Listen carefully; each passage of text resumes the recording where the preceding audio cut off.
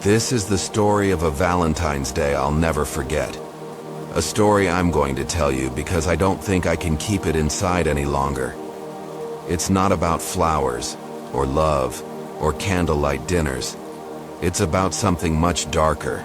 So listen carefully, all right? Because once I start, you'll want to hear how it ends. It all started with my friend Sarah. She was sweet, funny, and hopelessly romantic. The kind of girl who believed in soulmates and fairy tale endings. Every year she made a big deal about Valentine's Day, even when she didn't have anyone to share it with. But that year, something felt different. She met someone. It happened in early February.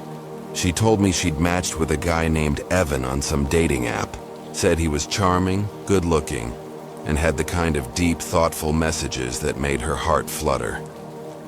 I was happy for her at first. She'd had a rough breakup last year, and she deserved something good. But then she started acting weird. She stopped replying to texts as quickly, canceled our usual Friday movie nights. And when I finally saw her, she looked off, tired, nervous. Her eyes kept darting toward the window like she was expecting someone to be watching. "Are you okay?" I asked her one night. She smiled, but it didn't reach her eyes. "Yeah, Evan's just intense. He really likes me." I didn't like the way she said it. The night before Valentine's Day, I got a text from her, just one sentence. "If something happens to me, check the red box under my bed." I called her right away. No answer. I texted, no reply. I waited for hours thinking maybe she was joking. Maybe she was just being dramatic. But my gut told me something was wrong, really wrong. The next morning, Valentine's Day, I went to her apartment. I knew her landlord and convinced him to let me in. What I found still haunts me. The place was a mess. Furniture knocked over, glass on the floor, and her phone smashed against the wall, but no sign of Sarah. I remembered the message.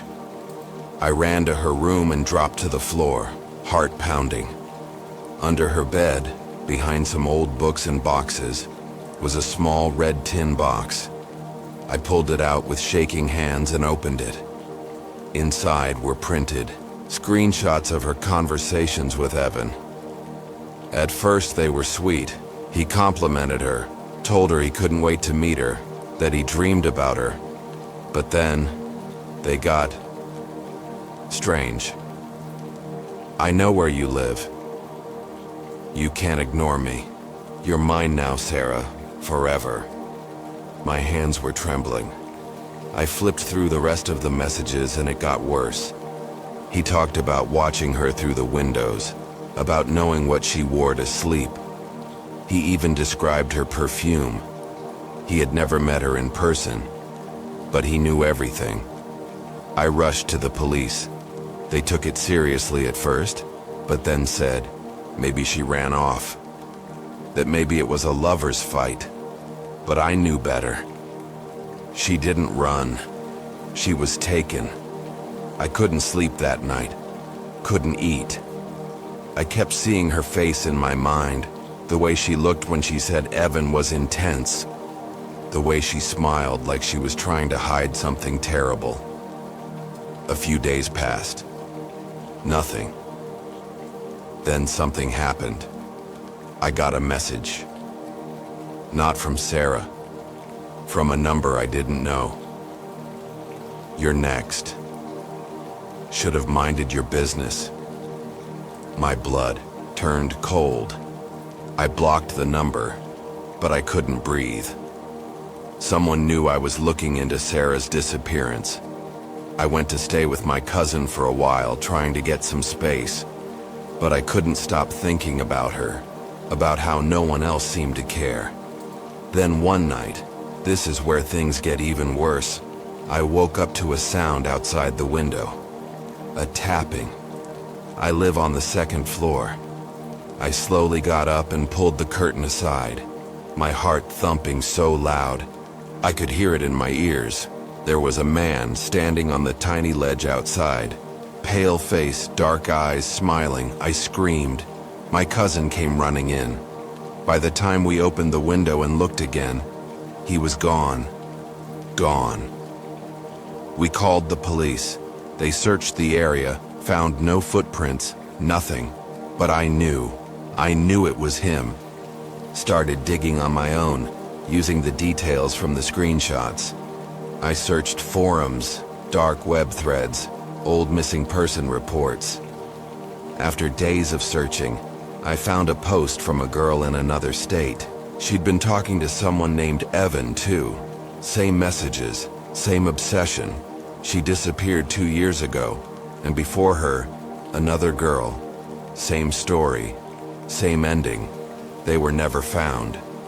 I gathered everything I had and went back to the police, this time with proof, with patterns, with names and dates. Finally, they listened. They started investigating, traced the phone numbers, checked security footage from Sarah's neighborhood, and after a week they found something. A man living in an abandoned farmhouse outside town. No ID, no social records, nothing. Just the name Evan on the mailbox in crooked letters.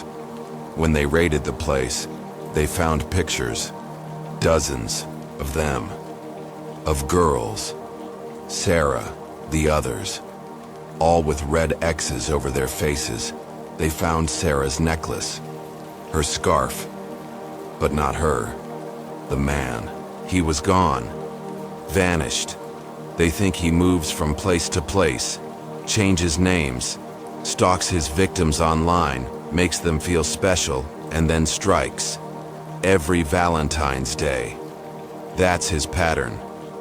I moved to a new city after that. Changed my number, deleted all dating apps, and looked over my shoulder for months. It's been a year now. Valentine's Day came again. I stayed home, locked every door, every window. Didn't sleep a second that night, and just when I thought maybe it was over, maybe I was safe, I got a letter. No stamp, no return address, just 3 words written in red ink. Still watching you. So, if you ever get a message from a guy named Evan, delete it, block it, forget it. And if you hear a tap on your window at night, don't look, because he's still out there. And Valentine's Day is his favorite time to hunt.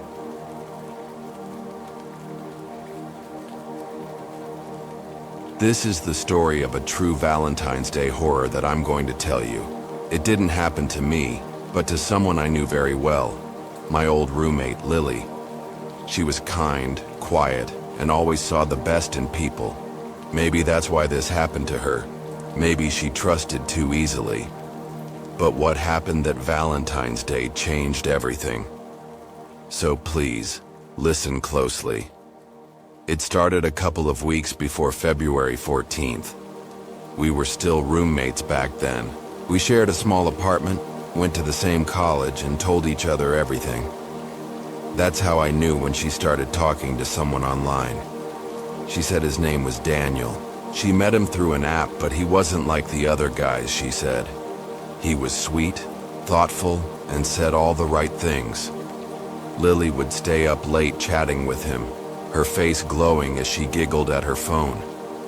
At first, I was happy for her, but soon, it felt off. She stopped going to class sometimes. She became distracted, always looking at her phone, checking messages like she was waiting for something important. One night, I walked past her room and saw her crying. I asked what was wrong, but she just said, "Daniel is going through some things." She said he had a hard life, didn't trust people easily, and could be a little intense. I didn't like the sound of that. Then, around February 10th, Lily told me she was going to meet him, in person, for Valentine's Day. She seemed nervous and excited all at once. I told her to be careful, to meet in a public place, and to let me know where she was going. She promised she would. On the morning of February 14th, she left the apartment dressed nicely, holding a small red gift bag. She looked back at me and smiled. "Don't worry," she said. "I'll be back tonight." She never came back. By midnight, I was pacing the floor calling her phone again and again. No answer. Her phone went straight to voicemail after a while. I called the police, but at first, they said it was probably just a date that went late. But deep down, I knew something was wrong. The next morning, I gave the police everything I knew. His name, the app she used, the messages I had seen. They said they would look into it. I waited by the phone, unable to sleep or eat. 2 days later, I got a call. They found Lily's purse in a trash can near an abandoned park. Her phone was inside, smashed. But no sign of Lily. I felt sick. I knew this Daniel wasn't who he said he was. I dug through Lily's old notebook, her emails, even her laptop. That's when I found it, a list of usernames. It looked like Lily had started suspecting something before she left. She had written down different names, email addresses, all connected to the same profile picture of Daniel. It looked like he had used different fake names to talk to different girls. I gave all of it to the police. Days passed, then a week, then 2. They found nothing. I was losing hope when something strange happened. I got a message from Lily's account. It simply said, "I'm okay. Don't look for me." But I knew Lily. She never typed like that. She used too perfect grammar, which Lily didn't. She always added little hearts or lol at the end of her texts. This message was cold, wrong. I told the police. They tracked the IP address. It came from a public library 3 towns away. By the time they checked the security cameras, the person was gone. A few days later, I started getting emails, anonymous ones, with photos of Lily, but not normal photos. She looked scared, tired. In one, she was sitting on a mattress in a dark room. In another, her eyes were red like she'd been crying. There was a shadow in one corner of the image, a tall man, face hidden. I was terrified. The police got involved again. They told me they believed she was being held somewhere, but they couldn't trace the source of the photos. Whoever this man was, this Daniel, he was smart. He covered his tracks. Then, one night I heard a knock on our apartment door. It was late, almost midnight. I looked through the peephole. No one was there. I waited. Another knock. Still no one. I slowly opened the door. A small white envelope was on the floor. I picked it up and opened it with shaking hands. Inside was a single picture. It was me, standing at the kitchen window taken from outside. My blood turned cold. He was watching me. I moved out the next day, changed my number, deleted all my social media. But the fear stayed. For months I couldn't sleep. Every shadow felt like it was hiding someone. Every knock at the door made me freeze. Then, almost a year later, they found something. A hunter was walking through the woods about 50 miles from our old town. He found a small wooden shack hidden behind overgrown trees. Inside, they found chains, clothes, and old food. And in one corner, a diary. It belonged to Lily. Her name was written in shaky handwriting on the first page. The pages were filled with fear, pain, and sadness. She wrote about how Daniel had tricked her, taken her, and kept her in the shack. She wrote that she hoped I was safe, and that maybe one day someone would find her. They never found her body, just the diary. Whoever Daniel was, he was long gone. The police think he moves from town to town, changes names, uses dating apps to find girls who are kind and trusting, like Lily. So now, every Valentine's Day, I remember her. Not with chocolate or flowers, but with fear, because I still don't know where he is. I don't know if he's still watching me or if he's moved on to someone else, but I do know one thing. If you meet someone online and they seem too perfect, be careful. And if they ask to meet you on Valentine's Day, alone in a quiet place, don't go. Please, don't end up like Lily.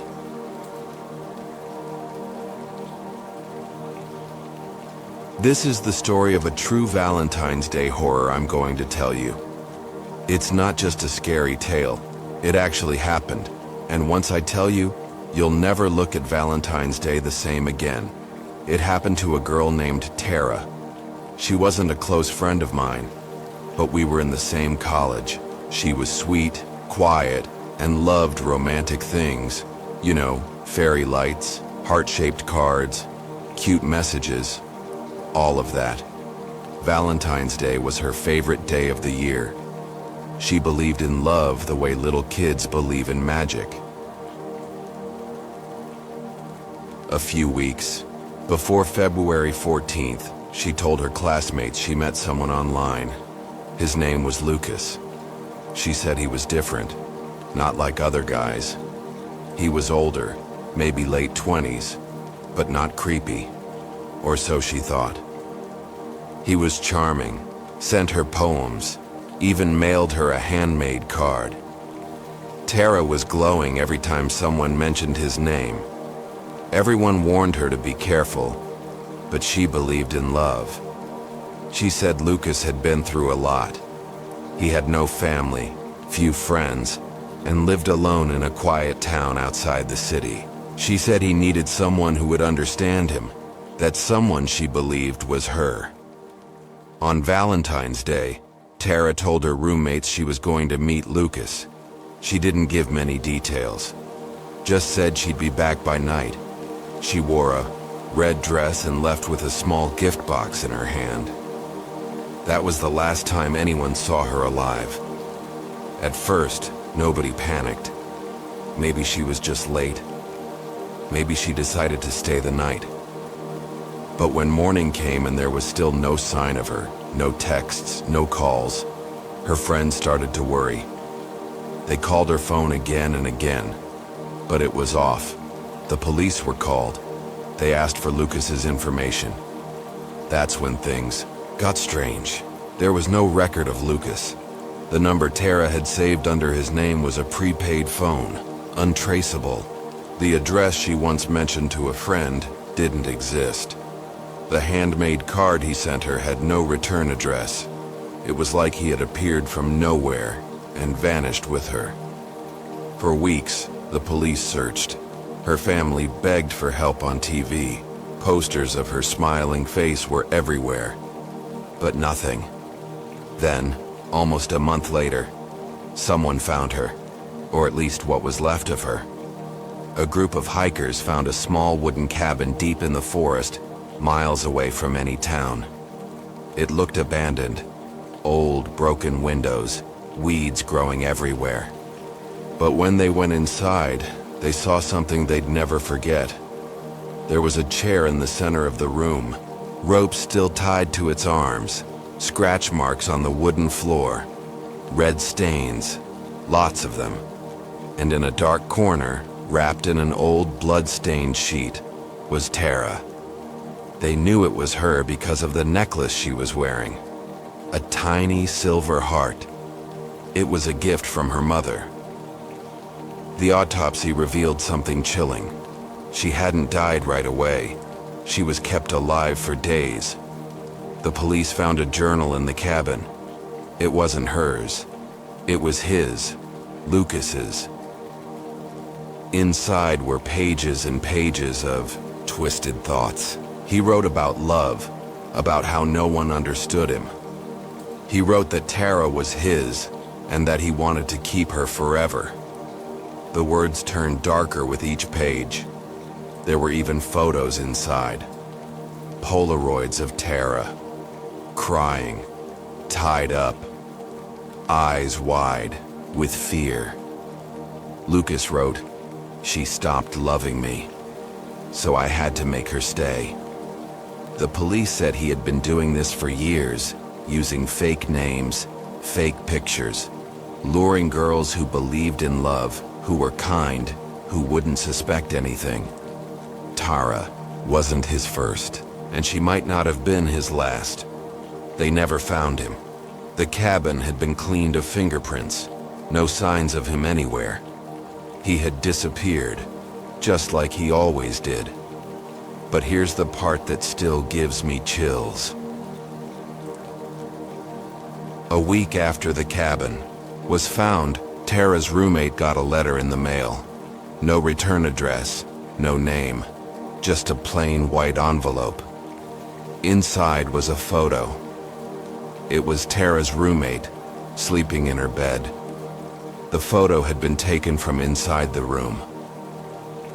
On the back of the photo were 3 words written in red ink: "You were next." That's when everyone knew Lucas wasn't gone. He was still watching, still choosing. They say he changes his name, his look, even his voice. But one thing stays the same. He only shows up around Valentine's Day. Every year since then, in some town, some girl goes missing on February 14th. Sometimes they're never found. Sometimes only pieces are. But every time the signs are the same. Mysterious messages, a new online boyfriend, and a girl who believes in love too much. No, it sounds like something from a movie, but it's not. It's real. Tara's mom never recovered. Her room was left just as it was. The red dress she wore that day still hangs in her closet. The gift she took with her, a simple box of chocolates, was found unopened next to the chair in the cabin. I think about her every year, so if you ever meet someone online and they seem too perfect, be careful, especially around Valentine's Day. And if you're ever alone on that night and someone knocks on your door with flowers or a card but you didn't expect anyone, don't open it. It might not be a secret admirer. It might be him, and you might not get a chance to tell your story.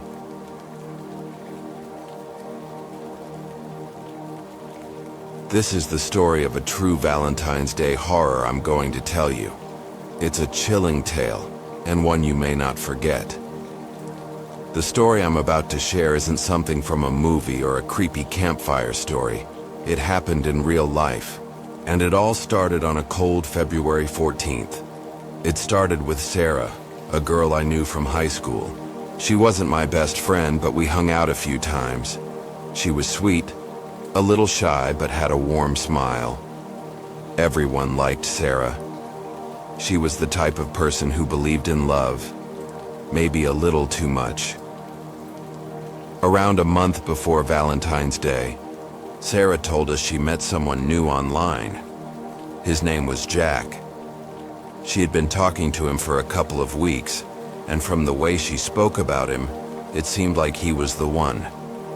She said he was funny, kind, and seemed like a perfect match.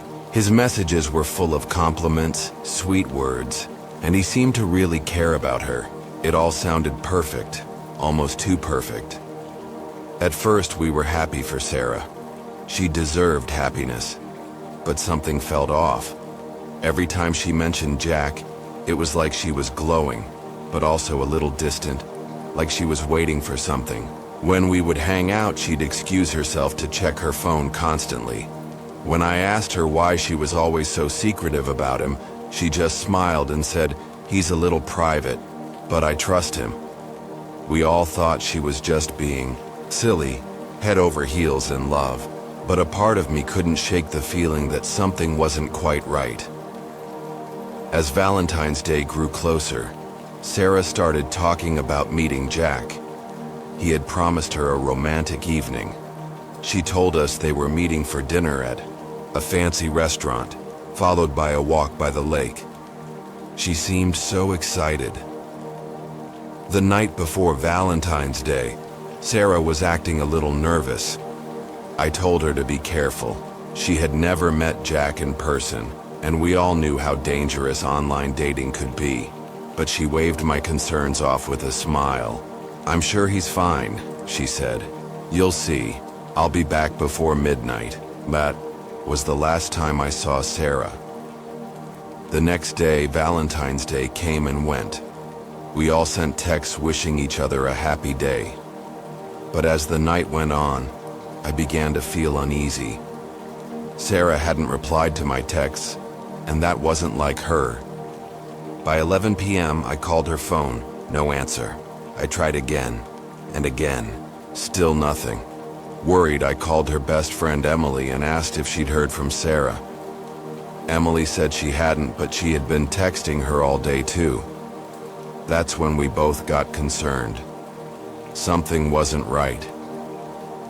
By the time midnight came, we had no choice but to call the police. They didn't seem too worried at first, thinking it was just a typical missed connection. Maybe Sarah was caught up in her date, they said. But we insisted that something was wrong. This wasn't like Sarah. She would always keep in touch. Fucked. Next day, the police began to investigate. They called Jack's number, but it went straight to voicemail. They couldn't find anything on his social media. It was as if Jack didn't exist. There was no record of him anywhere. No online presence, no photos, no nothing. A few days later, the police found Sarah's car, abandoned near the lake where she had said she was going to meet Jack. The keys were still in the ignition, but there was no sign of Sarah. Her phone was also missing. The weeks went by and the case went cold. The police had no leads. But then, just when we were starting to lose hope, something strange happened. It was 3 weeks after Sarah disappeared when I received a message. It was a text from Sarah's phone number. My heart raced when I saw it. I thought maybe she had finally gotten a chance to reach out.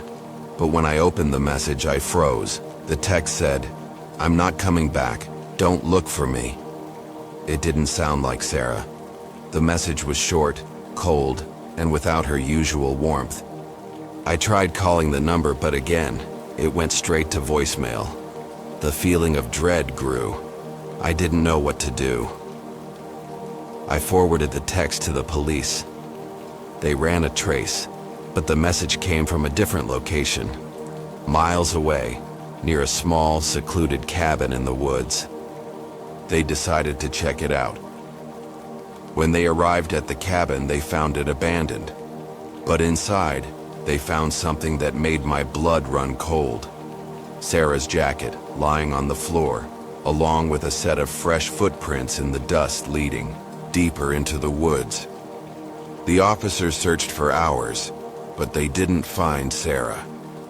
There was nothing else to explain the jacket or the footprints. But they did find something even more disturbing.